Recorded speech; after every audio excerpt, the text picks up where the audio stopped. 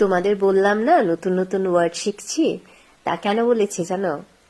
দেখো, আমি তো আসাম থাকি, আর রইলো পরিবেশ আর স্কুল, সব মিলিয়ে আমার কথার মধ্যে তো কি হতো, কোনো কথা যখন বলতাম তখন কিছু কথার মাঝেই হিন্দি ওয়ার্ড বলে ফেলতাম, না হলে অ্যাসামিস ওয়ার্ড একটা বলে ফেলতাম, তেমন অটোমেটিকলি বেরই হয়ে যায়।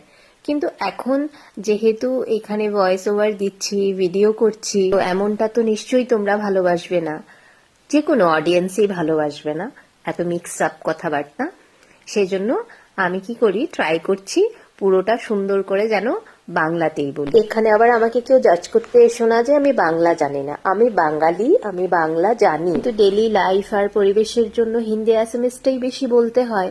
সেই জন্যই এখন এই ভিডিওতে তো ফ্লুয়েন্টলি যখন সুন্দর করে বাংলাটা বলতে হয়, তো বাংলা ওয়ার্ডগুলো দিলে তবেই না ভালো লাগবে, তাই না?